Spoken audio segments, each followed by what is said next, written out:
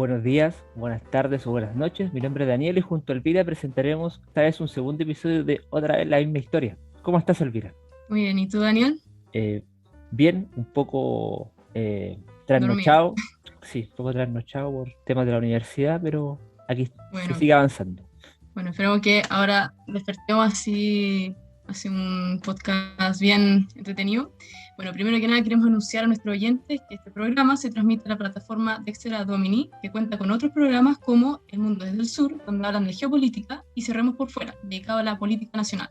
También queremos contar que este programa lo estamos haciendo para tratar sucesos históricos que de alguna manera se asientan en el tiempo y que tienen cierta estabilidad y no temas tan contingentes como los tratan los otros programas de la plataforma, en donde procuraremos siempre traer a un invitado o invitada en este caso muy interesante para acompañarnos a revisar ciertos sucesos de la historia. Bueno, queremos darle la bienvenida a nuestra segunda invitada, Magdalena Mervila Romo. Ella es periodista e historiadora, magíster en filosofía y teoría de la educación, y además directora de la Fundación Educativa Red Cultural. Magdalena, muchas gracias por acompañarnos en nuestro segundo programa. Encantada, ¿cómo estás Elvira? ¿Cómo estás Daniel? Feliz de estar aquí con ustedes. Muchas gracias. Y bueno, también estamos muy bien, esperemos que sea interesante y que fluya súper bien esta conversación. Y bueno, aprovechando que estábamos hablando de Inglaterra en la previa, yo creo que ese sería un buen tema para tocarlo aquí, historia de Inglaterra, ya que además estoy haciendo tu doctorado, me dijiste. Sí, estoy haciendo mi doctorado, pero lo estoy haciendo en filosofía. Pero sí, En está bien, filosofía. perfecto. Pero igual, bueno, y además de que viviste, me imagino, en Inglaterra un tiempo o viajaste mucho para allá. Voy mucho para allá. La vida me lleva, el alma me lleva de vuelta a las islas en forma constante, porque no es solo Inglaterra, me encanta Escocia y me encanta Irlanda también. Creo que Irlanda cumple con algo que le falta a Inglaterra y que probablemente tiene que ver con ese espíritu no puritano que Mm, viene del catolicismo y que hace que se pase muy bien en Irlanda, hay que decirlo. sí, y según yo, son como mucho más alegres y con mucha más personalidad que los ingleses y los escoceses puede ser, y que son como más abiertos. A ver, son todos simpáticos. Lo que pasa es que hay que decir que la reforma y la visión permeada por el calvinismo tiene un sentimiento de culpa muy particular. O sea, el calvinismo considera que el ser humano es lo peor que puede existir y literalmente prohíbe todo. Entonces, tienen esa actitud puritana, porque todo calvinismo culmina en puritanismo. El puritanismo es ver pecado en lo que no es pecado, y por lo tanto terminan prohibiendo todo. ¿Ya? Y si bien se dan las licencias, como decía Chesterton, si tú entras a un pub en Inglaterra y ves un grupo de amigos tomando y riéndose fuerte, son católicos. ¿Ya? Es un poco esa actitud de mundo que es muy distinta. Mientras que en Inglaterra los pubs se cierran a las 11 y te echan, punto, se acabó. En Irlanda tú puedes llegar recién a las 11 o a las 12, a la hora que queráis, y no se cierra nunca, y siempre hay una banda tocando música. Ahora, hay que decir, toman cantidad. O sea, cuando uno va a Dublín y está en el fondo en Fleet Street, que es la calle donde están los pubs, donde está el Temple Bar y todo eso, uno sale y encontrarse con bultos tirados afuera es común. Tienen Entretenido. eso de la no medición, podríamos decir, pero son muy entretenidos. Eh, Son fascinantes. Claro, Me gustan los irlandeses. Además, tienen una historia tan sufrida. sí. Y tú dices que esto, en el fondo, viene dado por el catolicismo. O sea, Sin duda, más que es que, a ver, la Iglesia Católica cree, porque entendamos que cuando uno habla de la cristiandad en mm, Occidente, la cristiandad era una, y era una hasta que se produce la Reforma. Y el catolicismo, la palabra católico significa que la salvación es universal. Por lo tanto, cuando uno habla del cristianismo inicial y catolicismo, era una sola iglesia. Uno hace la claro. distinción cuando ya se refiere a post-reforma. Y ahí el catolicismo pasa a ser algo distinto al cristianismo, porque hay muchos tipos de cristianismo. Pero hay que comprender que el cristianismo inicial y el catolicismo concibe al hombre como libre. La libertad es el centro de la visión, por lo tanto, si tú te salvas, te lo ganaste. Y si tú te condenas, también te lo ganaste. Y básicamente es tu responsabilidad, o sea, lo que tú hagas o dejes de hacer sí van a ser puntos a favor o en contra para ganarte el premio, dígase cielo, o para ganarte el castigo, dígase infierno. Y por lo tanto, en la visión misma del catolicismo está el concepto de libertad. La libertad es eso, la libertad y la responsabilidad van de la mano, porque es muy fácil, hoy día a todos les gusta la libertad, pero les encanta echar la culpa al empedrado. Es que la sociedad, es que la situación, es que el camino, en fin, le echan la culpa al empedrado. Y no, pues si alguien llega al infierno, pongámosle que alguien puede dudar que existe el cielo o el infierno, pero si tú llegas, en el fondo, si existiese el infierno y llegaste a él, bueno, fue tu responsabilidad, esa es la visión católica. En cambio, en la visión reformada, no es tu culpa. Tú estás predestinado, es Dios el que determina. Y por lo tanto, en esa visión que viene sobre todo, es más extremista en el calvinismo considera, piensa tú que Calvino decía, que el hombre era estiércol frente a Dios y que el hombre por naturaleza solo pecaba, o sea, el hombre era lo peor que podía existir. Calvino dice que por justicia, y la justicia entendiendo que es darle a cada uno lo que es de propio suyo, por justicia divina, Dios debiera condenar a todos los hombres, pero por misericordia salva a algunos. Entonces, en esa visión, como el hombre ofende a Dios, los calvinistas terminan reglamentando la vida del hombre. Para que no peque, está prohibido A, B, C, D, E. Entonces, los calvinistas, si tú pensáis cuando viene la reforma, los calvinistas son los más radicales. Toda la gente dice, es que la Inquisición en toda su historia mató mucho menos gente que los calvinistas. Los calvinistas tenían estas casas de brujas que era una cosa espantosa, porque además todo estaba prohibido. Estaba prohibido en los colores. O sea, los calvinistas se visten de negro, con unos cuellitos blancos así bien cerrados. La mujer per se es pecaminosa porque incita al pecado. Y por eso eran todas brujas. ¿Cachai? Entonces, entendamos que esa visión calvinista es súper culposa, porque al hombre, por ejemplo, al ser humano siempre le ha gustado tomarse un trago. Y en sí, el vino no es malo, el vino no tiene ningún problema, el vino es bueno, y el que diga lo contrario tiene dejos de puritano, como diría Chesterton. Bebe porque estás feliz, bebe porque no lo necesitas, y nunca bebas solo, y ahí está la gran diferencia.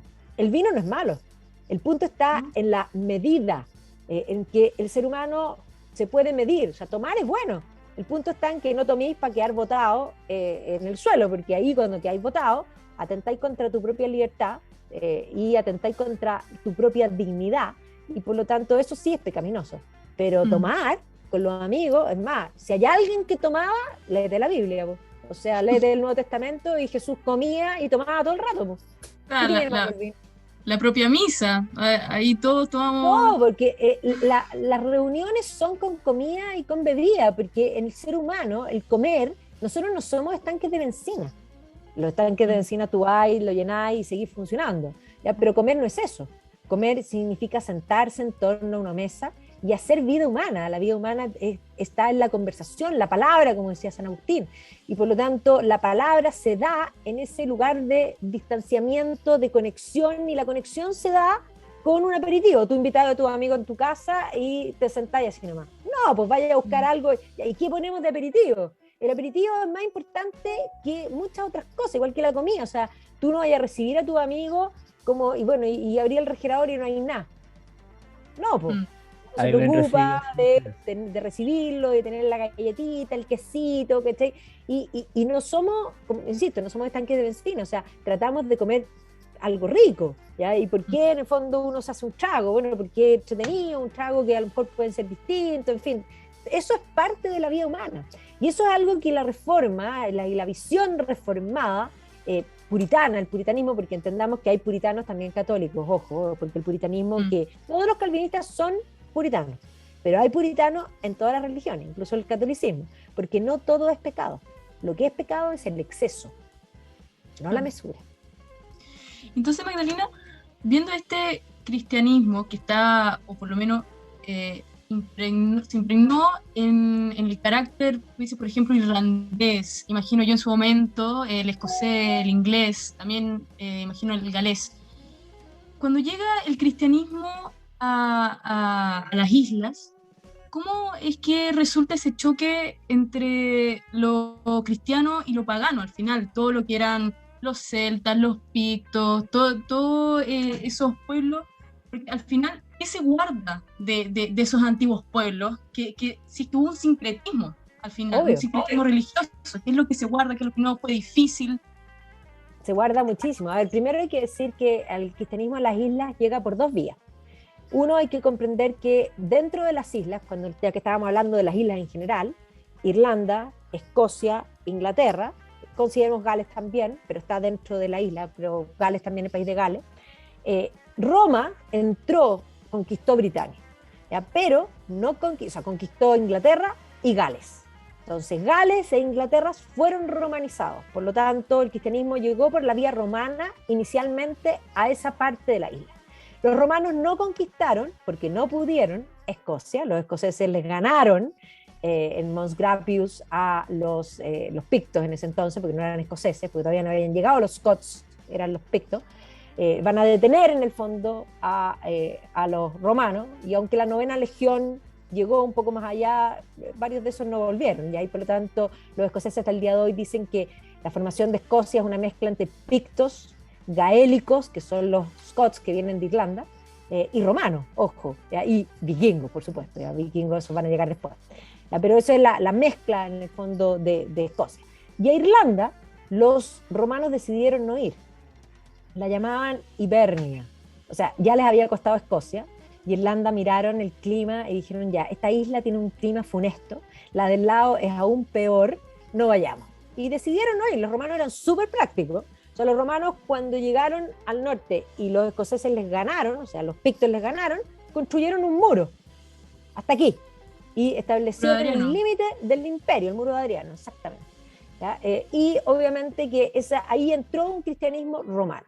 Después los romanos se retiran y van a caer sobre Inglaterra, sobre las islas, los anglos, los jutos y los sajones, que esto pensemos en la isla grande, o sea, lo que es Inglaterra y Escocia, y ellos se van a cristianizar tardíamente, pero el cristianismo va a entrar a la isla grande por dos vías, porque aquí es súper interesante que Irlanda, si bien no entró el cristianismo romano, va a entrar por una vía diferente, porque San Patricio era un galés, pero se lo van a llevar los irlandeses como, digamos, como esclavo, siendo un adolescente, y va a permanecer en Irlanda largo tiempo, va a aprender gaélico, y luego se va a arrancar y se va a ordenar, digamos, se va a hacer monje, y va a decidir volver a Irlanda para llevar el mensaje cristiano.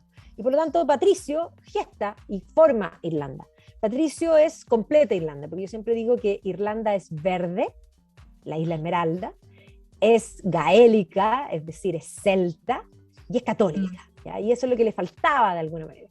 Y lo que hace Patricio, porque ya hablaba gaélico, entendía lo que era este mundo, es llevar el mensaje cristiano con una dimensión que hoy día lo podríamos decir tal vez hasta ecológica, o sea, de hecho tomando el trébol, va a explicar la Trinidad, ¿ya? Y de alguna manera entendiendo el ethos del mundo celta, va a ir generando este sincretismo. Si uno piensa en los dos patronos de Irlanda, son Patricio y son Santa Brígida, pero Bridget era una diosa pagana, ¿ya? Entonces él va a ir tomando, bueno, todas las cosas, el sincretismo que se va a ir dando entre los pueblos anteriores, esto no solamente en Irlanda, y el catolicismo que va a ir entrando, generalmente toman las instancias paganas y las va haciendo cristianas. O sea, si uno piensa el 25 de diciembre, que es el día que nosotros celebramos la Navidad, es una fiesta pagana inicialmente, ¿ya? Que se transforma, y al transformarse no quiere decir que sea una mula, ¿ya? No una mula, simplemente se establece un día para celebrar algo que es importante en un día que era importante y que es más fácil vaciar una significación por otra. Ahora, Irlanda va a tomar una vía propia, porque Patricio va a convertir súper rápido, porque Patricio va a hacer alianza con los líderes, podríamos decir, porque todas estas culturas, si uno piensa en el mundo celta, es una cultura que podríamos definir, voy a usar el término celta escocés para que entendamos. Se organiza en grupos familiares ampliados. El término celta escocés es clanes, ¿ya? Y cada clan es un átomo, digamos, separado, donde es un grupo familiar ampliado, donde el jefe es el mejor guerrero. Entonces pensemos en Irlanda que estaba llena de jefes que tenían estos grupos, y lo que hace Patricio es aliarse con estos jefes. Y por lo tanto, de esos distintos grupos, varios se van a empezar a convertir al cristianismo. Entonces, de los seguidores de Patricio, van a fundar estas comunidades. Patricio va a inventar una cosa súper importante para el cristianismo todo, no solo para Irlanda, y eso es el monacato. O sea, Patricio va a inventar los monasterios de comunidades de, digamos, personas entregadas a Dios, viviendo todos juntos en comunidad de autosubsistencia. Y esto lo va a ir estableciendo por Irlanda. Y uno de sus seguidores, que es San Columbano, que era del clan de los O'Neill, que es un clan súper importante, va a cruzar, porque si tú miras Irlanda arriba, tiene como islita y se pega con las Hébridas escocesas, o sea, las islas de Escocia abajo, navegando es como si fuera lo mismo, que pasáis de una isla en otra. Bueno, él va a pasar y se va a instalar en una isla que se llama Iona, y ahí va a establecer una comunidad, y desde ahí va a empezar a predicar el cristianismo. Y por la acción de San Columbano, que era un seguidor de San Patricio, los pictos se van a convertir al catolicismo. Y seguidor de Columbano, Adrian, se va a instalar en Northumbria y va a establecer lo que hoy día es Lindisfarne, que es uno de los lugares, Holy Island, como se llama, un lugar santo, súper importante y que además es súper emblemático porque hoy día lo tenemos en la cabeza, porque ahí es donde llegaron el primer ataque de los vikingos. Ragnar Lodbrok va a llegar a atacar ese monasterio, ese es el primer ataque de los vikingos. Entonces, y de ahí va a entrar desde el norte la vía celta. Y por otra parte, la recristianización va a venir por el sur, van a mandar desde Roma a San Agustín de Kent, que no es San Agustín de Hipona, San Agustín de Kent, y va a iniciar la conversión por la vía romana.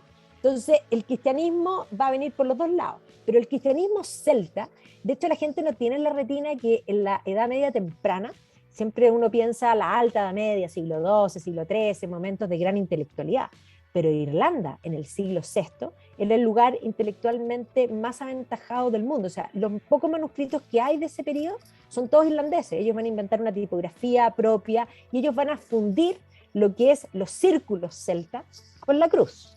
Esto. Mira qué... Bueno, esto yo siempre le digo, yo me río, porque digo, esta soy yo cuando lo vi me lo compré al tiro, o sea, caí envuelta en llamas, fui que lo necesito. ¿Ya? Porque esta soy yo. Yo soy católica apostólica romana, pero soy inmensamente pagana. Por lo tanto, aquí, porque yo amo a los celtas, amo a los vikingos, o sea, son totalmente míos. Y esta soy yo, po. O sea, perfectamente la cruz con los nudos celtas en un círculo del uroboro, podríamos decir, del eterno, ¿ya? Porque los cíclicos, somos cíclicos. La gente piensa que nosotros ya no somos paganos, y somos súper paganos. ¿O acaso el 31 de diciembre en el fondo, antes de las 12 de la noche, no nos deseamos lo que a las 12 de la noche nos estamos deseando? Es como que, porque los ciclos, la idea del mito y el rito, tiene que ver con que cuando se cumple el ciclo, se renueva el mundo. Y el 31 de diciembre nos estamos abrazando y diciendo, este año sí que sí. O el día de tu cumpleaños, ¿y no te sentís especial? Pregunta, ¿qué tiene de especial el día de tu cumpleaños? En rigor, nada. ¿Ya? Pero eso es súper importante entender, somos súper míticos todavía, aunque tengamos iPhone. Claro, también igual, por ejemplo, por los católicos, igual se tiene la visión quizá en temas como de doctrina, ya, eso lineal y la muerte más allá, de una visión trascendental, pero claro, igual mantenemos algunas cosas que son ciertamente paganas, cíclicas, propias de antes de la visión cristiana. Obvio, pero además completa, porque tú tenés que pensar que los celtas creían, y muchos pueblos, digamos, no solo los celtas, en la vida después de la vida, y es más, toda cultura que entierra magníficamente a sus muertos es porque no celebra la muerte, celebra la vida, y porque cree que hay una vida después de la vida. Y básicamente el cristianismo trae también esa idea y completa muchas de las falencias que tenían esas visiones, entonces enganchan súper bien, y enganchan fácilmente. Entonces, eso es bien interesante, porque además los celtas creían en la coexistencia paralela de dos mundos. Y el cristianismo trae la visión de dos mundos que en el fondo no son paralelos, sino que un mundo te lleva al otro mundo. Depende de tus actos, por supuesto. Si te portáis bien, te va. Ese concepto de arriba y abajo es un concepto, digamos, que van a ser los monasterios. Es más, ni siquiera ese concepto de arriba y abajo viene de la interpretación de los monjes de lo que es la mitología germana. Porque la mitología germana tiene arriba y abajo, pero si uno mira, por ejemplo, en la estética del arte occidental es horizontal, pone en el fondo el juicio final y pone a la izquierda, eso lo hace el arte, no lo hago yo, pone a la izquierda el infierno y a la derecha pone el cielo. Yo no sé, que alguien lo puede interpretar como quiera, pero así es la iconografía en todas partes. La visión de arriba y abajo tiene que ver con la mitología germana, que cree en niveles de existencia y en este árbol de la vida, que es en el fondo Yggdrasil. En el plato superior está el Asgard, donde viven los dioses, y ahí está también, en el fondo hay dos mundos de dioses, porque ellos creen en niveles de existencia y creen en 9 mundos. el Midgard, que es el plato del medio, donde vivimos nosotros, que después Tolkien lo va a interpretar como, en el fondo, Middle Earth, pero es el mismo concepto. El Midgard es el concepto germano. Y ellos llaman el tercer nivel de existencia, lo llaman Niflheim o Hel. Y es más, los monjes van a interpretar que el Hel es el infierno, pero en realidad el Hel, digamos, germano no es el infierno, no es la concepción cristiana. Y ahí surge esta idea del arriba y el abajo. Wow. Pero en realidad, si tú pensáis, el paraíso o el infierno no tendría por qué estar físicamente en ningún lugar. Cosa que uno en la vida propia, uno vive momentos de cielo, que son esos momentos de felicidad y momentos de infierno. Ahora, eso llevado a lo eterno es el concepto de cielo e infierno, porque irse al cielo no es ir a tocar el arpa mirando a los angelitos, pues eso, o sea, si me dicen que eso es el cielo, yo no quiero ir al cielo porque me aburriría. El cielo es la felicidad máxima, es la plenitud, es el concepto de satis. Satis es satisfecho, que no te falta nada, ni te sobra nada. Temperatura perfecta, clima perfecto, todo fantástico. Y esta forma como de pensar, esta visión que tenía más que nada en las islas, ¿en qué se diferencia con lo que es el resto del continente? Porque vemos que tú me dices Alemania, que tenía por ejemplo, esta forma de ver los niveles de vida y luego eso interpretarlo en lo que eran los mundos, el cielo, y luego ver esto en las islas. ¿Cómo sea eso tan como diferente? O sea, ¿y eso le llevó a tener problemas, por ejemplo? ¿Eran unidos? ¿Esto, en el fondo, los que estaban en la isla eran unidos con Roma o eran como muy independientes de Roma? No, a ver, de partida hay que decir que el cristianismo celta va a tener siempre una postura bastante independiente, aunque no cismática. Hoy día hay toda una tendencia de plantear que el cristianismo celta es casi herético, lo que no es verdad.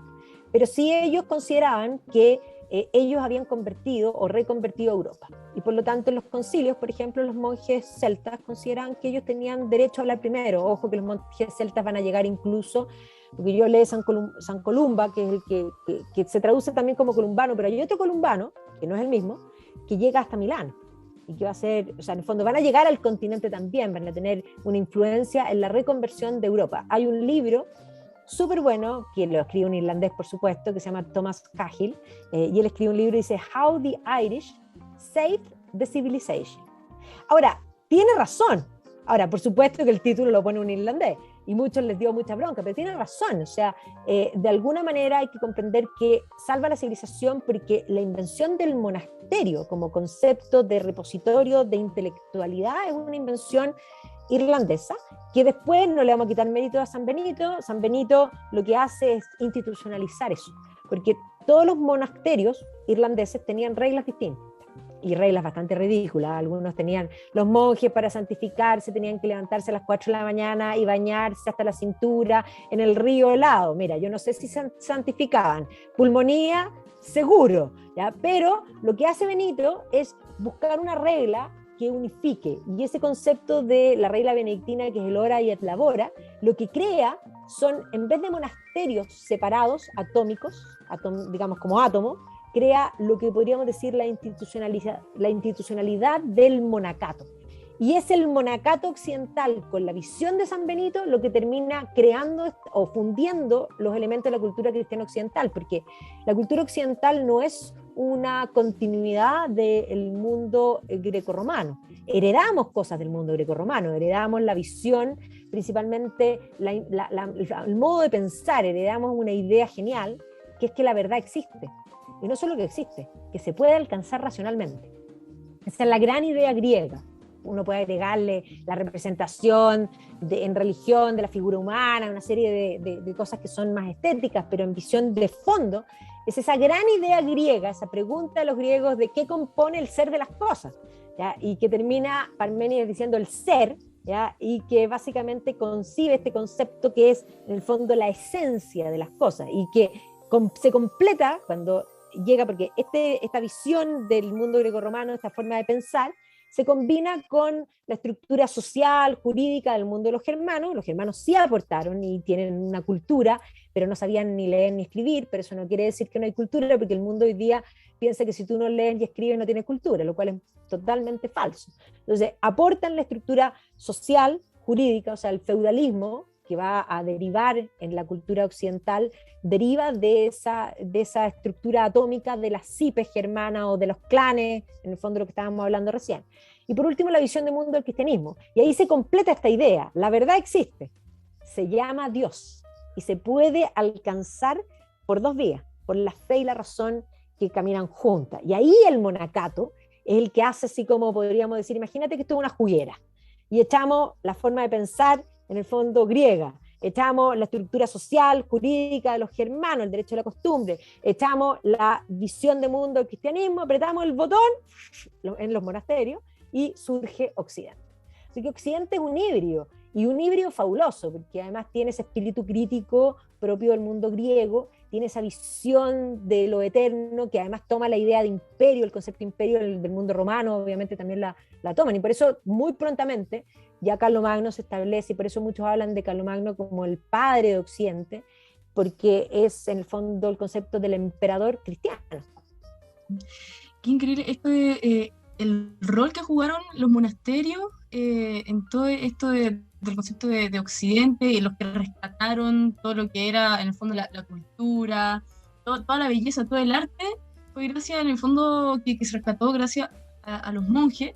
Y también algo que me interesa mucho y preguntarte es esto de que yo tengo entendido que a partir de estos monjes, es que estos monasterios se fueron poniendo como centros de cultura que derivaron muchas veces en universidades. Sí. Y terminaron siendo... Uh-huh. Bueno, ahí hay que decir que los monasterios van a tener la preocupación de transmitir la religión. Y para poder transmitir la religión, la enseñanza va a ser algo primordial. Entonces, de los monasterios que eran centros de intelectualidad, y todos los monasterios tenían economía de autosubsistencia, tenían su propia biblioteca, tenían su propia, en el fondo podríamos decir, enfermería con medicina, había mucha ciencia. La gente siempre piensa hoy día que ciencia y fe son dos cosas que son contrarias, lo cual es todo lo contrario. O sea, la ciencia y fe estuvieron de la mano todo el tiempo, e incluso si uno piensa en científicos posteriores, Isaac Newton, Robert Boyle, por ejemplo, eran científicos y teólogos. Newton escribió mucho más de teología que de ciencia. Entonces, ahí hay un mito súper inventado en el siglo XIX, particularmente por dos americanos, uno es Draper, y que básicamente escribe la historia de la batalla entre la ciencia y fe, que es un libro panfletístico, propagandístico, y que de ahí en adelante la manga de flojo o de ideológico lo que hacen es copy-paste, porque de ahí salen todos los mitos, esa idea de que Galileo lo torturaron, mentira, Galileo no estuvo ni un puto día en la cárcel, o sea, así de simple, o sea, nunca, jamás, o sea, Galileo lo financió la iglesia toda la vida, y la iglesia le dijo que podía enseñar el heliocentrismo como una teoría, pero no como una verdad. Eso fue todo el castigo. Y uno me dice, ¿pero cómo? Pero él siguió. Ahora, ¿quién lo financiaba? Le cortaron las lucas, eso es todo lo que le hicieron. Ahora, está bien, porque aquí hay que ser lógico. Si tú financias a alguien y ese alguien hace algo contrario a lo que tú le dices, ¿qué así? Le cortáis las lucas, o si no eres tonto. Entonces, entendamos que ciencia y fe siempre estuvieron absolutamente de la mano. Y la enseñanza, el arte occidental, surge para enseñar la religión. ¿Ya? Y evidentemente que cuando la gran mayoría de las personas no leían, el arte es fundamental. Y entendamos que el mundo medieval es un mundo tremendamente visual. Y no solo visual, sino que simbólico. Porque hoy día nosotros hemos perdido esa visualidad, esa posibilidad de leer el simbolismo, pero no solamente los manuscritos que son iluminados, y son iluminados porque la gente no sabía leer y escribir, o sea, el monito era muy importante. Pero aparte de los manuscritos iluminados, que además son lindos, maravillosos, cuando la gente dice la Edad Media, una larga noche oscura, eso lo dijo Jules Michelet, que es un historiador, racionalista francés, ideologizado hasta la pared del frente, más mentiroso que nadie. A mí me basta que Jules Michelet diga algo para yo ponerlo en duda. No digo que todo sea mentira, porque eso también sería una caricatura, pero sí al menos uno se pregunta muchas cosas. Él dice así: la Edad Media es una larga noche oscura donde nada bueno pasó. A ver, espérate, Jules Michelet, son 1000 años. ¿Hay una posibilidad que en 1000 años no haya pasado nada bueno? Me parece poco probable. O sea, pensamiento crítico nivel 1 me dice poco probable. Pero cuando uno llega a Europa y te enfrentas a la catedral gótica, decís, me estáis molestando. Y entonces frente a eso se te aparece la realidad y decís, me mintieron en el colegio. En la Edad Media sí pasaron cosas buenas, y esto es impresionante. Y decir, y estos son unos ingenieros increíbles, ¿cómo que esta gente no sabía de ciencias, ni de matemáticas, ni de ingeniería? Y esas catedrales no se caen, los puentes de hoy día se les caen. Entonces, uno dice, pero ¿cómo? ¿Ya? O sea, alguien mintió, lógico, y eso se llama ideología. Porque la Edad Media tiene muchas cosas buenas, todas las cosas, de hecho, por ejemplo, no solamente las catedrales, que son una prueba, digamos, empírica, que se te aparece, porque además son gigantescas, y que te dicen, wow, un arte totalmente sublime, sino que desde los monasterios se van a abrir lo que son primero las escuelas catedralicias para enseñar, y para enseñar obviamente la Biblia, porque esa es la verdad, el concepto de aprender la verdad, y si la verdad es Dios, la teología era lo más importante, por supuesto, y van a hacer desde la iglesia, que se van a fundar las universidades eran asociación de maestros y discípulos en busca de la verdad era Dios, era una. Por lo tanto, hoy día cuando dicen las universidades tienen que ser pluralistas, yo me mato la risa, porque ¿desde cuándo? Desde ayer, pues, porque las universidades no eran pluralistas, no lo fueron nunca. Las universidades no tenían ciencia, ojo, tenían teología, filosofía, derecho y medicina, y una facultad más. Uno dice, pero ¿cómo no enseñaban ciencia? Sí enseñaban ciencia. Lo que pasa es que la filosofía es la madre de toda la ciencia en forma verdadera, porque la filosofía implicaba filosofía, política, economía, implicaba química, física y biología. La rama que se llama filosofía de la naturaleza es todo lo que se dedica al cambio. Y por lo tanto, maestros como Alberto Magno era un científico, pero él era filósofo. Todos eran filósofos. El propio Newton cuando escribe sus teorías, en el fondo, digamos, todo lo que son las leyes de Newton, y cuando escribe sobre la gravitación universal, su libro se llama Philosophia Naturalis Principia Mathematica. Era filosofía. ¿Cuándo se divide la filosofía? Cuando viene el racionalismo. Y el racionalismo lo que hace es poner al hombre primero, porque Descartes lo que dice es, pienso, luego existo, ya. Esa frase famosa. Eso significa, ¿qué significa eso? Porque la gente no entra en qué significa. Eso significa que yo con mi pensamiento creo la realidad. Las cosas son porque yo las pienso. O sea, yo tengo el poder de hacer que las cosas sean, ¿ya? Y si yo no las pienso, no son. Y eso hace que se cree realmente un antropocentrismo. Yo sé que siempre nos enseñaron en el colegio que el Renacimiento llega al antropocentrismo, el descubrimiento del hombre y el mundo. Eso es Michelet, así que no le crea. Todo eso no es cierto. El Renacimiento es un momento de cambio, post-peste negra, donde se murió la mitad de la población, donde básicamente la gente perdió la confianza. ¿En qué? En todo lo que tenía puesta su confianza, y la confianza la tenía puesta los señores feudales, que los señores feudales no pudieron salvar a la gente de la peste, la tenían puesta en la iglesia tampoco pudo salvar de la peste, y después de la peste va a venir también junto con la peste el cisma de Aviñón, y todo esto va a causar que la iglesia quede totalmente desprestigiada, y después de la peste, que se murió la mitad de la población, la iglesia va a salir a buscar gente sin vocación y la van a meter para adentro, y por eso el siglo XV la iglesia es un desastre, porque estaba lleno de gente sin vocación. Pero además el siglo XV es un siglo lujoso, porque se murió la mitad de la población. Esta era la torta económica. Si se murió la mitad de la población, el pedazo de torta que le toca a cada uno es más grande, ¿ya? Y por lo tanto, además, con esta sensación de que me voy a morir, la gente se combina en dos cosas: plata disponible, dinero disponible, y gente dispuesta a gastar. Y el siglo XV es enfermo de lujoso por eso.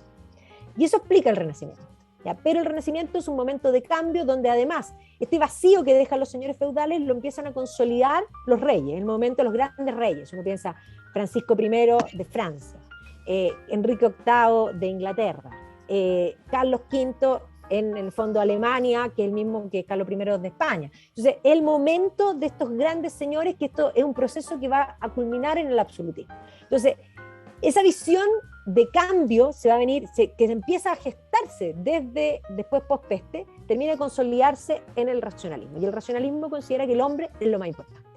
Y cuando el hombre es lo más importante, para el racionalismo el gran enemigo es toda la visión que dice que Dios es lo más importante. Entonces, las universidades que eran teocéntricas van a ser los enemigos de los racionalistas. Entonces, los racionalistas, ¿qué van a crear? Van a crear las academias. Y van a separar la ciencia de la filosofía y la van a llevar a las academias.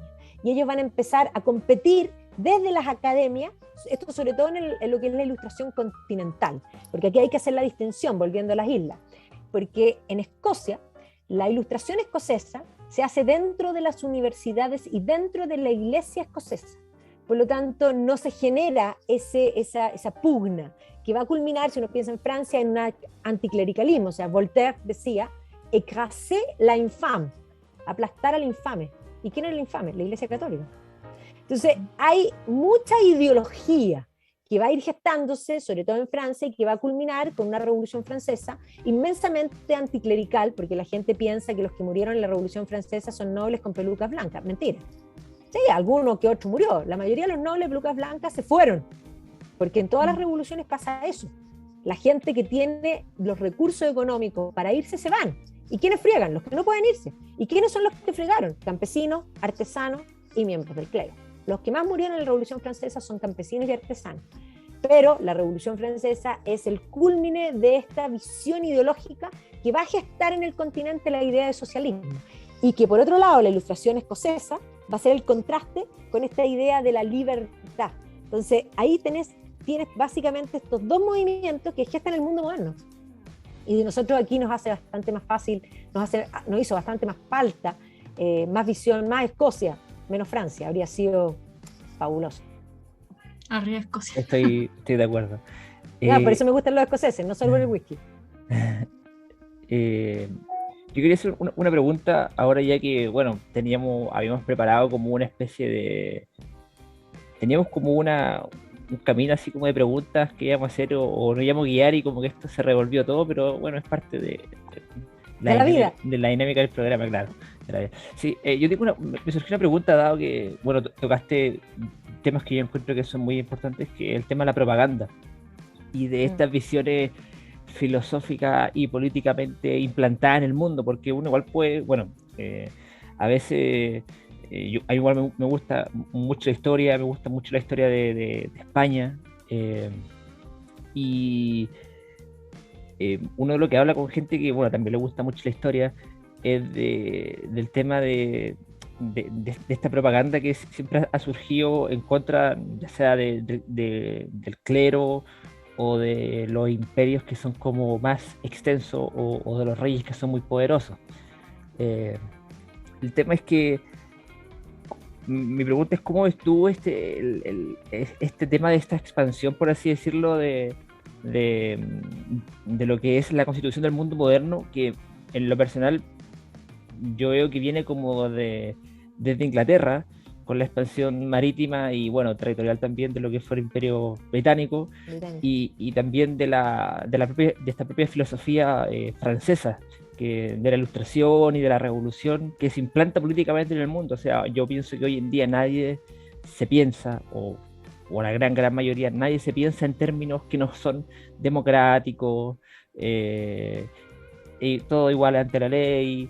Esta sociedad que ya no está, no es una sociedad anatómica, donde hay como parte definida, sino que es atómica, o sea, que todos son iguales, entre comillas, muy entre comillas.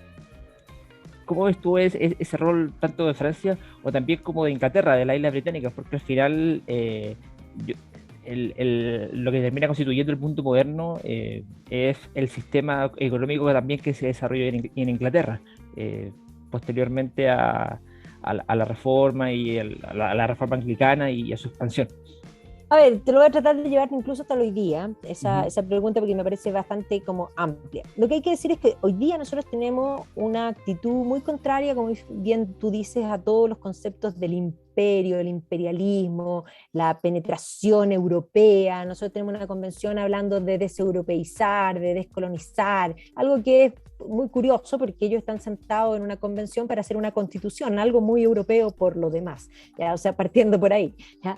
Pero además ellos están hablando de derechos humanos, algo muy europeo también por lo demás, porque no podríamos hablar de derechos humanos sin Francisco de Vitoria, que es el padre del derecho internacional y que es la Escuela de Salamanca, que es la tercera universidad en el fondo del mundo, la segunda universidad del mundo, y que evidentemente la Escuela de Salamanca va a ser muy importante para todo lo que es la conquista hispana. Y cuando España llega acá, trae la forma de pensar occidental. Nosotros somos parte de Occidente, ¿ya? Y sí, nosotros hablamos en castellano. Y el castellano determina, porque el lenguaje no es menor, el lenguaje implica un modo de pensar. Nosotros pensamos de un cierto modo, y por más que queramos renegar de los padres siempre es malo.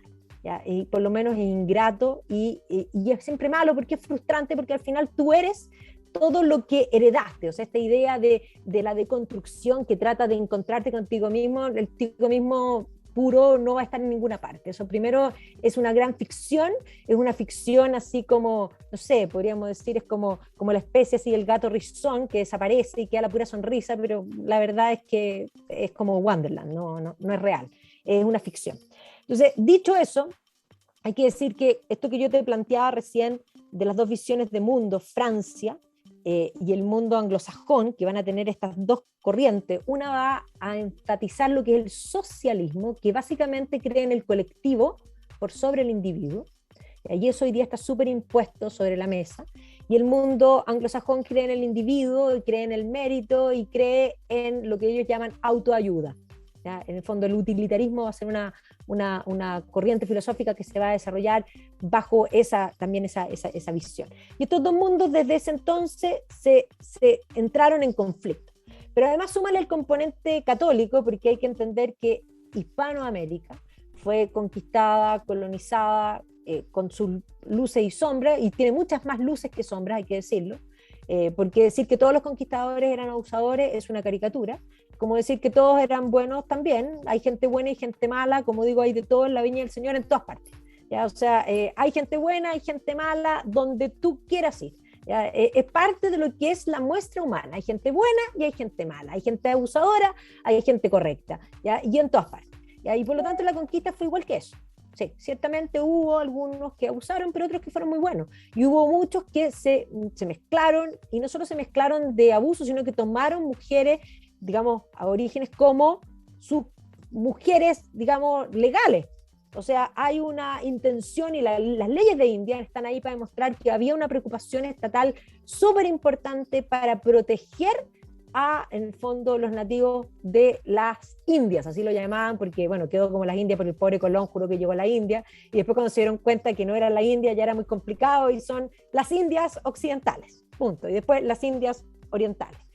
Entonces, hay que tener en cuenta que todas las intenciones políticas francesas que van en contra también, porque aquí también hay que entender que hay mucho de política europea, porque, por ejemplo, cuando se produce la guerra, en el fondo de sucesión española, los distintos poderes fácticos se van a meter y estos van a tomar partido, y por lo tanto, venir a molestar a Latinoamérica, y ahí viene la palabra, Latinoamérica. ¿De dónde viene esa palabra?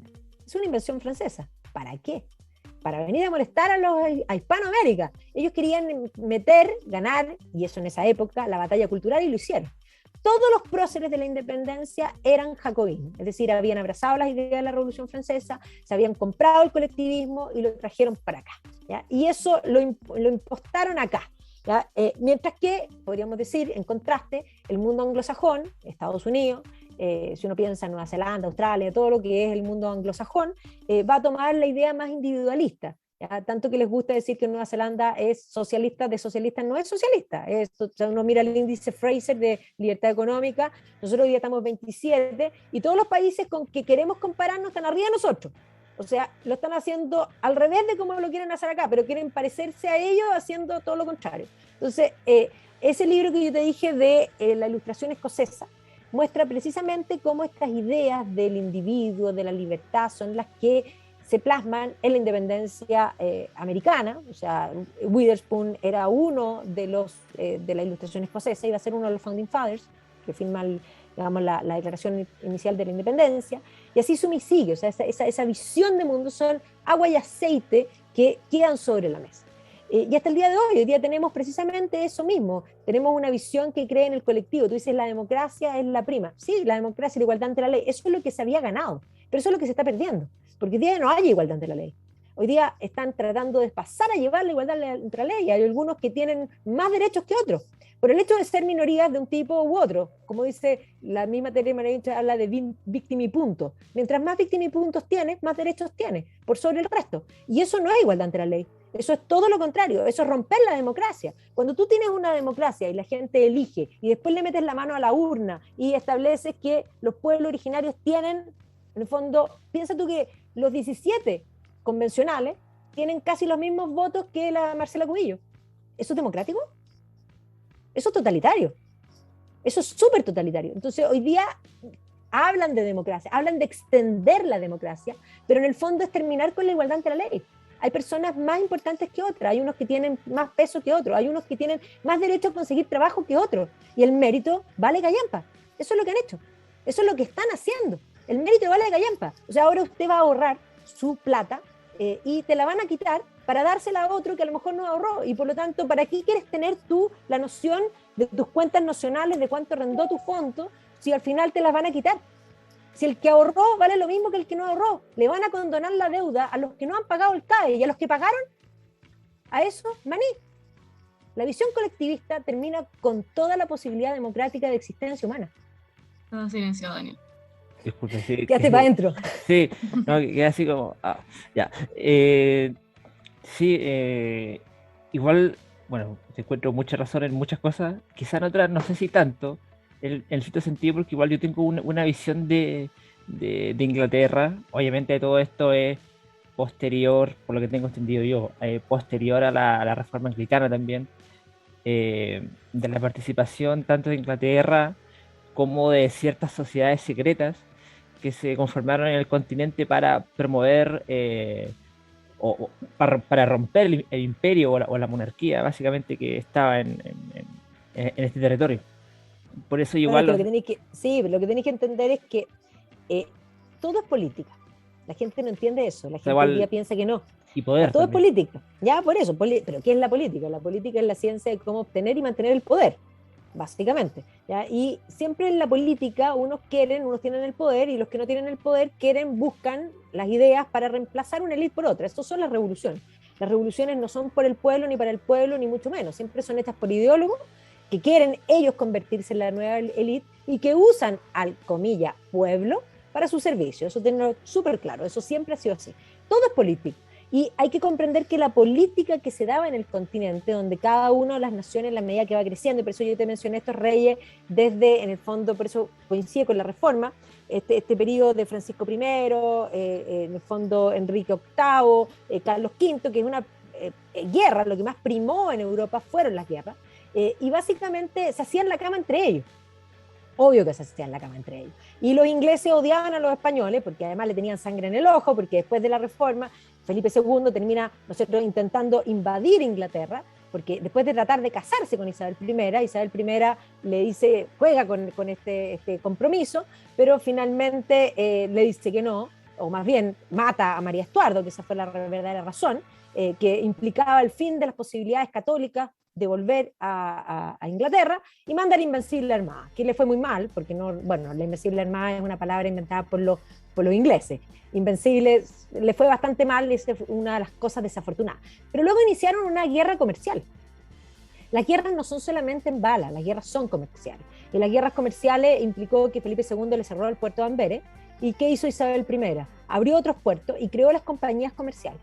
Y ahí fueron los holandeses los que inventaron las compañías por acciones, que básicamente cambiaron y transformaron el mundo financiero, porque hoy día yo venía escuchando a Daza, que hablaba del tema digamos, de la política hoy día y del plan, un poco del programa de Boric, y decía, falta educación o falta visión financiera, porque la historia económica no es lo mismo que la historia financiera, y las finanzas tienen un camino que va a veces, van juntos, pero no siempre son iguales, y entendamos que la historia financiera catapulta con lo que es la Compañía de las Indias Orientales holandesa, y de ahí todos los copiaron, porque las buenas ideas hay que copiarlas, obvio, ¿ya? Y los ingleses, las compañías inglesas le copiaron a los holandeses. Es más, ellos hicieron la Revolución Gloriosa y se llevaron a un holandés, que fue William of Orange, para terminar de copiarles con un holandés importado, sacando al verdadero rey, porque el verdadero rey era el católico, y lo sacaron por ser católico. ¿Qué más arbitrario de sacar a un rey por su religión? Ojo que hoy día estamos prácticamente ahí, porque hoy día, en el fondo, cuando en el mundo moderno, hoy día cuando alguien, es más, quieren darle cupo a todas las minorías, y cuando los evangélicos dicen, bueno, yo también quiero el mío, no, pues ustedes no, ¿cómo no? ¿No se suponía que todas las partes de la sociedad tienen que estar representadas? Y ahí te das cuenta que el discurso no es democrático, es totalitario. No, todas aquellas partes que tienen victimipuntos, que fueron, en el fondo, olvidadas, en fin. Entonces, a lo que yo voy es que lo más sano que puede existir es la igualdad ante la ley. Y la igualdad ante la ley no supone distinción ni de raza, ni de segmento socioeconómico, y ciertamente alguien podrá decir, bueno, es que la igualdad ante la ley no existe porque alguien poderoso consigue, bueno, es que eso es lo que no puede pasar, eso es lo que hay que mejorar. O sea, si tú veís el mundo americano, anda a un delito de cuello y corbata, ¿cómo termina?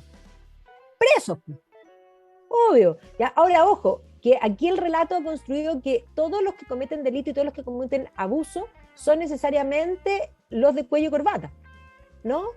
Aquí el concepto está generalizado. ¿Has visto cuando alguien, en el fondo, aquí en Chile se celebra el vivo? Todo el tiempo. Por lo tanto, tenemos una cultura que es inmensamente, podríamos decir en ese sentido, corrupta, súper corrupta. En el fondo, es que me colé y no me pillaron. Ay, te querís choro. No, pues es que tenemos esa cosa que va de lo chico y que se manifiesta en lo chico, y en la medida que uno crece, se manifiesta en lo grande también. Tenemos un país muy mediocre, un país que celebra, y ahí hay un punto, y ahí también con la mentalidad de lo que estamos hablando. Este es un país que celebra la pyme, pero cuando la pyme crece, ahora es malo. O sea, es la contradicción. Bueno, eso, estamos fritos. Es que con la mentalidad que tenemos, estamos condenados a recibir lo que merecemos, que es terrible. Pero este país, ¿sabes más? Yo el otro día un amigo me dice, no, es que no hay futuro. Y yo también creo que hay poco futuro, a menos que, yo no soy determinista, que cambiemos la mentalidad y eduquemos a la gente con la visión de lo importante del esfuerzo individual. Pero yo una vez apliqué socialismo en un curso, yo la embarré. ¿Qué hice? Hice una prueba, todos se decían socialistas, fantástico, hice la prueba, y prorrateé las notas, pues les puse todas las mismas notas. Los mateos estaban indignados, los flojos estaban felices. Pero para la segunda prueba, los mateos no estudiaron tanto porque sabía que yo iba a prorratear las notas. Y cuando prorrateé las notas ya no les alcanzó. Hice 3 pruebas con las mismas condiciones. Y al final no les alcanzaron las notas. Después les puse las verdaderas notas.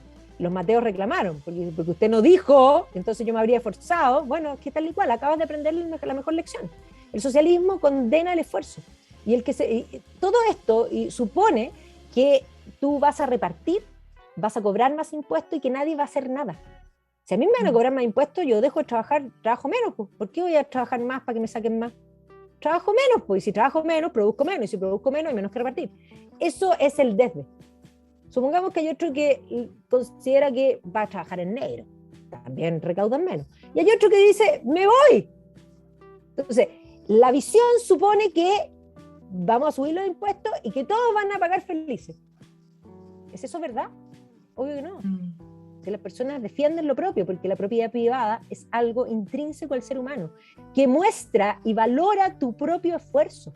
Cuando uno ahorra y se compra algo, ¿cómo se siente? Orgulloso. Yo me acuerdo, yo era DJ cuando estaba más chica que usted, y yo ahorraba para comprarme los equipos.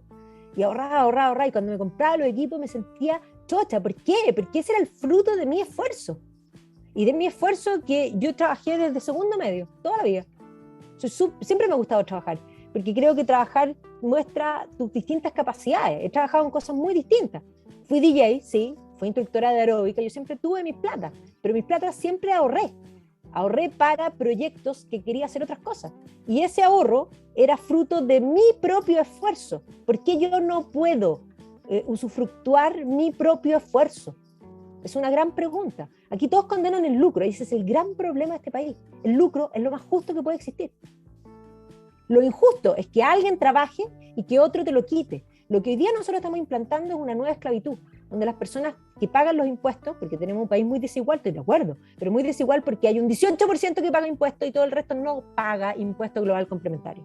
Sí, pagan IVA, pero no pagan global complementario. ¿Pretendemos que ese 18% mantenga todo el resto? ¿No será eso totalmente injusto? Por supuesto que es injusto. Ahora, eso no quiere decir que yo no diga que no existen los impuestos. Deben existir. Pero ya que existen los impuestos, lo más inmoral que puede existir es que el Estado malgaste un solo peso, porque ningún peso que tiene el Estado le es propio.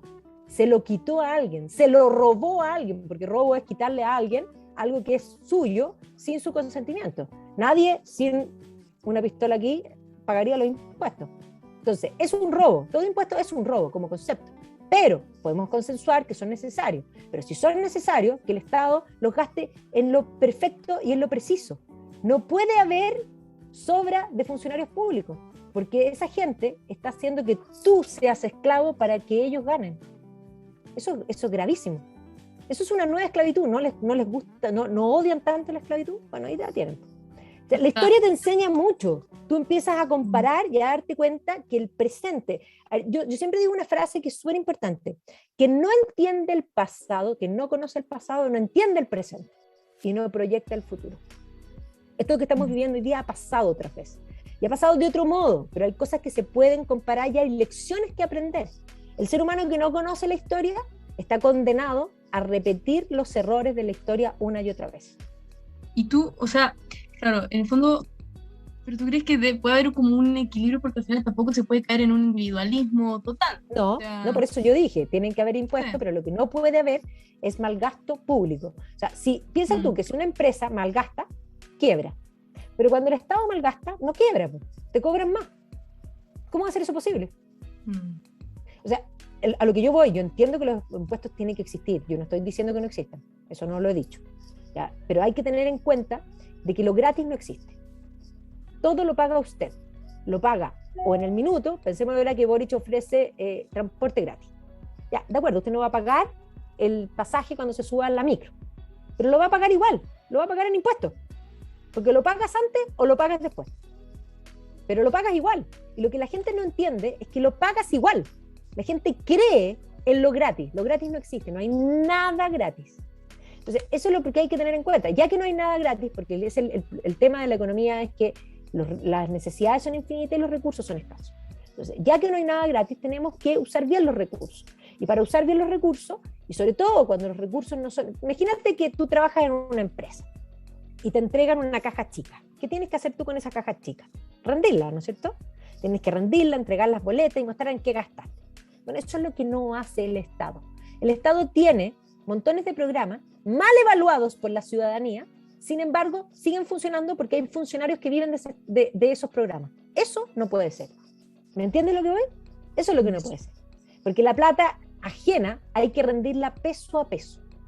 La plata propia, si tu problema, si tú ganas tu plata y querés quebrar, hacerlo mal, quiebra. Las consecuencias las tenés inmediatas, pero en el Estado, cuando lo hacen mal, no quiebran. Le meten más plata. ¿Y cómo le meten más plata? Quitándosela a la gente. Eso es lo que es inmoral. Eso es inmoral. Claro. Daniel, ¿cómo andamos con el tiempo para poder hacer una pregunta más? Dale. Sí, dale, sí. Parece que lo que pasa es que a partir de lo que tú dijiste, esto de que todo es política, al fin y al cabo, entonces, por ejemplo, volviendo al tema de historia y de Inglaterra, por ejemplo, el tema del jacobismo, que al final uno piensa, ya, tú dijiste, sacaron al rey solamente por su religión. Ser católico, sí. Ser católico, pero al final, ¿era solamente por una cosa religiosa o el hecho de que fuera la religión también era algo, había un trasfondo realmente político al final? O sea, ¿cómo se da esto? Porque no pienso solamente porque era católico, porque el jacobismo fue apoyado por la monarquía española, por las franceses, por los Highlanders, los escoceses de las Highlands. Entonces, por Jamie Fraser.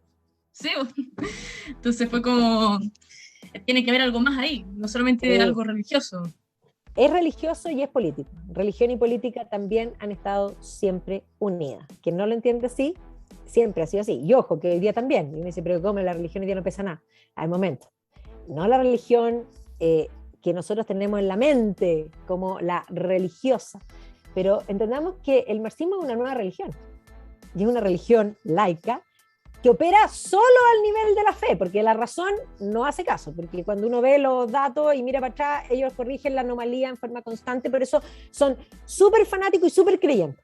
¿Ya? Son más creyentes que los católicos. Son más creyentes que los católicos de todas maneras. Entonces, religión y política han estado siempre de la mano. Y entendamos que cuando uno piensa en la religión establecida, el catolicismo, hay que comprender que dentro de la política en la historia, la iglesia sí era un agente político también. La iglesia es humana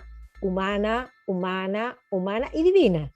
Pero esa humanidad se manifiesta políticamente. O sea, cuando uno llega, no sé, a Aviñón y ve el edificio gigantesco, todo eso habla. ¿Y habla a quién? A los que no leen. O sea, la grandeza de las catedrales tiene que ver con algo político también. O sea, es la forma de expresión política. Entonces, religión y política siempre han estado de la mano. Y ojo, que por ejemplo, ya que mencioné estos tres reyes, te mencioné a Francisco I, Carlos V y Enrique VIII, ellos peleaban en un momento en que, por una parte, se produce la Reforma.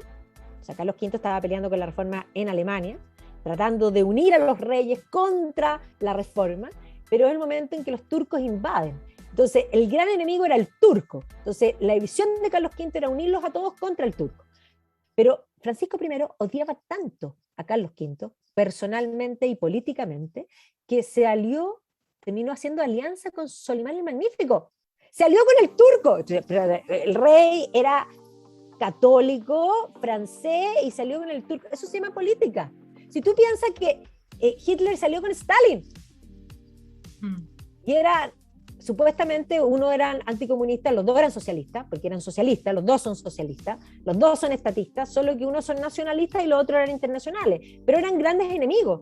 Pero cuando viene el momento de invadir Polonia, y Ribbentrop le ofrece a Molotov un acuerdo, le dice, mira, mi jefe va a invadir Polonia, te ofrezco un acuerdo, la mitad de Polonia para usted, la mitad para nosotros. ¿Qué dijo Stalin? Cerrado, vamos, listo. ¿Ya? Y salieron. Eso es política. Cuando tú los ves acá que se han vuelto en la chaqueta, es lo mismo. Lo que pasa es que no entienden la historia. Los políticos, los buenos políticos, siempre han sido esos que van navegando. Y por eso yo siempre, a mí ahora me llamaron para ofrecerme cargos políticos, y les dije, por ningún motivo. Pero ¿cómo? Yo soy una persona de muchas convicciones. La política me mataría. ¿Y por qué me mataría? Porque yo digo lo que pienso y no cambio mi postura. Y en política tú necesitas negociar y transar. Eso es parte del arte de la política. Yo soy muy mala política. Tienes que vender. Por eso, yo no me puedo vender. Yo no podría obedecer el canon de un partido. De partido partamos por eso. O sea, yo no pertenezco a un partido político porque no podría. Porque no puedo soportar en mi vida ni siquiera tener jefe. Punto. Mi único, digamos, alianza en la vida es mi matrimonio, que somos partners. Y sí, transamos, hay que transar mucho en el matrimonio para que funcione, por supuesto. Pero eso es una decisión personal en la vida. Pero en el resto de las cosas, que alguien me venga a manduquear, que es lo que yo tengo que decir, que es lo que yo tengo que hacer. He visto ahora cuando les dicen, tiene que cambiar su opinión. ¿Por qué tiene que cambiar su opinión?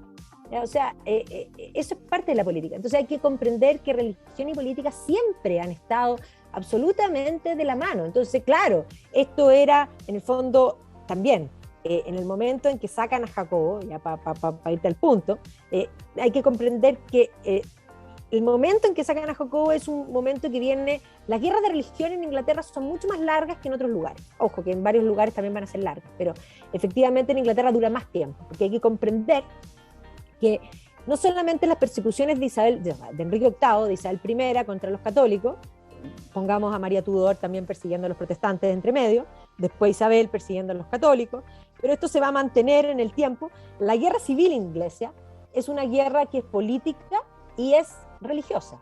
Siempre dicen la guerra entre el parlamento y el rey, pero el parlamento eran todos puritanos, eran absolutamente reformados, y el rey no era católico, pero el rey estaba dispuesto a darle libertad a los católicos. Eso era todo lo que quería hacer Carlos I, y eso le costó la guerra civil y la cabeza. Y después de eso vamos a tener la restauración con los Estuardos, Carlos II, que había vivido en Holanda, y por lo tanto, pero Carlos II también, en el fondo, era favorable a darle libertad a los católicos. Era todo lo que querían, darle libertad a los católicos. Y lo sucede su hermano, James, y James era católico. Y James lo que quería era una coexistencia entre católicos y protestantes. Pero eso era muy moderno para la época. Si entendamos que no hay nada más intolerante del que aboga por la tolerancia. Entonces, vino Mary, que era la hija, casada con William of Orange, y produjeron la famosa Revolución Gloriosa, que supuestamente hacen el Edicto de Tolerancia. Y el Edicto de Tolerancia en Inglaterra es tolerante con todos, menos con los católicos. Los católicos van a estar prohibidos en Inglaterra hasta 1829. Hasta 1829 los católicos no podían oficiar misa. En ninguna parte estaban prohibidos. No podían tener iglesia, no podían tener obispo.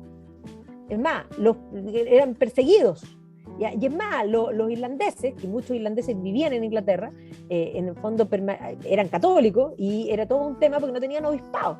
Y ahí van a ser los irlandeses los que van a pelear por este edicto de tolerancia que se va a aprobar en 1829 y recién digamos, en el siglo XIX los católicos van a volver a tener diócesis, se van a hacer nuevas diócesis y va a venir todo un movimiento que se llama el Catholic Revival, el movimiento católico de Oxford, que se va a dar en Inglaterra, que va a implicar que van a haber dos tipos de católicos en Inglaterra: los católicos muy bajos, irlandeses, y los católicos intelectuales, que van a estar centrados en la Universidad de Oxford, y eso particularmente porque el cardenal, porque John Henry Newman, que era un intelectual anglicano, se va a hacer católico, y era uno de los profesores más emblemáticos, y por su conversión se van a convertir, bueno, muchos más. El cardenal Manning van a ser las cabezas de lanza de un proceso que va a tener un montón de intelectuales, incluido el propio Oscar Wilde, va a terminar haciéndose católico en su lecho de muerte en 1900. Pero uno piensa Tolkien es parte de ese movimiento católico de Oxford, que es uno de los movimientos más fantásticos. Tú que estabas hablando de Gibbon para estudiar el mundo antiguo, uno de los más grandes británicos, Christopher Dawson, brillante. Dawson es parte de ese movimiento también. O sea, intelectuales de mucha monta va a surgir desde ese revival católico, que hoy día en Inglaterra hay libertad, pero ayer, 1829, es ayer. O sea, al final, claro, toda esta guerra religiosa termina siendo totalmente política, o sea, claro, la religión, pero totalmente política, porque hay que ver, por ejemplo, cuando después de la reforma escocesa, también, que viene después de la reforma inglesa, que es Enrique VIII, ver cómo al final todo se convierte en un instrumento político y que los mismos pensadores, por ejemplo, en el Knox, creo que... John Knox, por ejemplo, y que al final ya no solamente es religioso, porque, por ejemplo, creo que fue que escribió un libro sobre criticando en el fondo el gobierno de María Tudor. María Tudor, sí. Lo ataca por ser mujer, de hecho. Considera que las mujeres son lo peor que puede First and the Last, algo así, claro. En el fondo lo ataca diciendo que cómo pueden gobernar las mujeres. Así, sí, de la dominable, en el fondo, gobierno de una mujer. Claro, entonces, y tú dijiste esto en el fondo la tolerancia y de que se dicen como súper así como libertad y no sé qué, pero son los primeros en atacar cosas tan esenciales como por ejemplo esto de que gobiernen las mujeres o cosas así. Es como, me parece al final increíble esto de que no es solamente religioso, llega a ser político y claro, atacan cosas así. Uno se pregunta ¿por qué? O sea, ya esto no se queda en la religión, pasa a ser más importante al final la política, es como... Que van de la mano. Hay un libro fabuloso que te lo recomiendo, Elvira, pero a ojos cerrados, que son 2 tomos.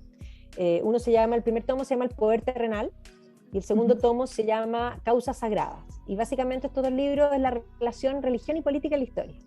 Es de Michael Burleigh, un autor británico. Es de las mejores cosas que yo me he leído en mi vida, o sea, extraordinario. El primero es del siglo XVIII y XIX, y el segundo es del siglo XX. Y ahí tú comprendes que los totalitarismos son nuevas religiones que de alguna manera se levantan como religiones laicas, que tienen todos los elementos de una religión. O sea, cuando uno ve, por ejemplo, el mundo del comunismo canta la Internacional Comunista como los devotos con flores amarillas. O sea, exactamente lo mismo. Y tienen en el fondo un charlista que es igual que el párroco haciendo, podríamos decir, la prédica, y tienen en el fondo creencias que son igual que los dogmas. O sea, es una cosa realmente impresionante los paralelos que uno puede encontrar en esa visión. Lo que pasa es que hay que comprender que el ser humano es un animal religioso. Y cuando digo religión, entendamos que no es necesariamente una religión sobrenatural. La religión es, la actitud religiosa es lo que une al ser humano. Religión viene de la palabra religare, volver a unir. Es lo que le da sentido a tu vida. El ser humano necesita tener pertenencia, y esa pertenencia en el sentido comunitario, en una creencia común, es lo que se podría definir como una religión. Y en ese sentido hay hoy día muchas religiones laicas. Pero eso...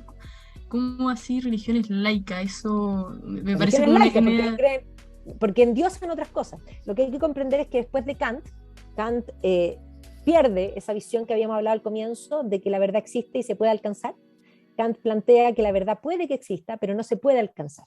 Y cuando Kant hace eso, en la crítica a la razón pura, eso va a romper la filosofía occidental. Y en ese minuto van a surgir dos corrientes. Uno es el idealismo y otro es el positivismo. Que básicamente lo que hace el idealismo, cada uno de los idealistas, endiosa cosas distintas. Por eso es una idea. Toman una idea, la convierten en su Dios y construyen una filosofía en torno a esa idea. Entonces, el idealismo es la base de la creación de una religión laica. Eso lo hace Hegel, principalmente, el más poderoso de todos. Y de esas aguas va a tomar Marx. Y ojo, como dice Hegel, de esas aguas toma Marx, de esas aguas toma también todo el totalitarismo, el padre de todos los totalitarismos. Hitler nunca lo leyó porque no lo habría podido entender, pero porque la formación intelectual de Hitler es pero nula, básica. Marx es un intelectual de todo mi lomo, Hitler no. Mussolini es mucho más intelectual, pero todos tomaron las aguas de Hegel, uno de primera fuente y el otro así como me contaron, me dijeron, y del ambiente, pero al final todos se inspiraron en Hegel. Y ahí está la creación de esta visión totalitaria que tenemos hoy día. Hoy día tenemos nuevos dioses, la democracia, los derechos humanos, que básicamente como concepto, yo no digo que no sea el mejor régimen de gobierno que hay, pero hay que entender que es un régimen de gobierno y que la cultura occidental crea y destruye los regímenes. Hoy día existe democracia, pero en 200 años más va a haber otra cosa. Y yo no soy pitoniza, soy historiadora. Y con eso te digo que va a existir otra cosa. Por lo tanto, la democracia es lo mejor que hay, pero es perfectible. ¿Ya? No es un dios. Pero hoy día alguien dice algo contra la democracia, o cualquier palabra y dice, bueno, es que la democracia tiene falencias, antidemocracia. No, todo lo contrario. Es más, los derechos humanos también. ¿Cómo va a ser posible que la definición de derechos humanos sea tan totalitaria que sean solamente los agentes del Estado? No, los derechos humanos es defender los derechos de las personas únicas y irrepetibles. El primer gran derecho es el derecho a la vida. ¿Ya? Y ahí uno empieza a preguntarse que por qué los que defienden los derechos humanos son los primeros en levantar la bandera de pro aborto. Ahí tú dices, hay una disonancia cognitiva no menor. Entonces, ahí hay montones de preguntas, porque la visión es una visión totalitaria, de una instrumentalización de los conceptos. Por eso es súper importante a veces cuando uno discute con alguien y dice, espérate un momento, defíneme. Porque las personas a veces estamos hablando de la misma palabra, pero estamos pensando en cosas distintas. Incluso la palabra amor, uno dice amor. La palabra amor también tiene múltiples concepciones. Porque cuando Cristo dice yo soy amor, no se refiere a lo mismo que cuando los Beatles dicen all you need is love. ¿O sí? No. No es lo mismo. Y la palabra es la misma. Entonces, por eso es tan importante definir. Nosotros hoy día vivimos en un mundo que dice muchas cosas y define muy poco. O sea, si tú pensáis cuando venían todos los movimientos y decían, educación de calidad, ya, defíneme calidad. Nunca nadie definió calidad. Y terminó siendo que la educación de calidad era sin lucro. Al momento, la educación para ser de calidad es sin lucro, o si tiene lucro puede ser de calidad, y puede que no tenga lucro y que sea mala. No es la definición, en el fondo que no tenga lucro no condice necesariamente calidad. Sin embargo, tú te das cuenta que los silogismos que se hacen son tan simplistas porque la gente no define. Y ese es el gran problema que tenemos hoy día. Claro, o sea, es tirar palabras al aire y le hacen a veces definiciones que se contradicen a sí mismos. Por ejemplo, la definición de libertad de expresión, por ejemplo.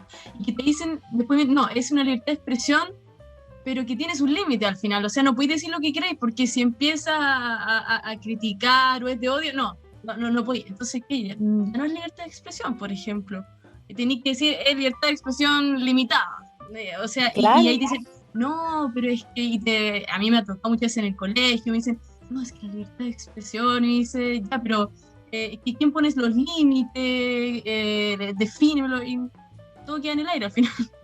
Exactamente. Bueno, la libertad de expresión no debería tener límite en ningún caso. Lo que pasa es que es muy distinto de los dichos. Alguien puede decir muchas cosas, pero eso no es delito. El delito sería cometer, en el fondo, un delito. Porque alguien, por ejemplo, alguien podría decir, este gallo lo mataría. Pero evidentemente que es una forma de decir, me cae mal, encuentro que habla pura estupideces, pero de ahí a ir a matarlo jamás. ¿No? O sea, la expresión de lo mataría no es criminal, sino hasta que alguien comete el crimen de asesinato. Y de lo contrario, ¿a cuánta gente tú dices, por ejemplo, más si alguien no ve a alguien buen mozo y dice, ¡ay, me lo comería! No te lo vaya a comer, ¿o sí? Literalmente. No se refiere a eso, ¿o sí?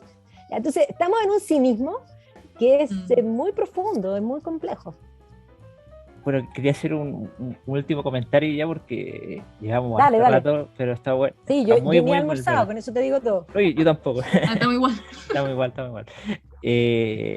Bueno, que el tema de los derechos humanos igual es como súper complicado y bueno, tampoco se puede tocar en Súper. muchas partes porque No, al tiro po, como que no saltan podí, ahí no podí ni siquiera acotar, a... ni Claro, especificar porque te saltan encima. claro, aunque en lo personal, y bueno, viendo igual el tema histórico, y igual veo que los derechos humanos como que preceden o vienen más de la Revolución Francesa que desde un clérigo como Francisco de Vitoria, en lo personal.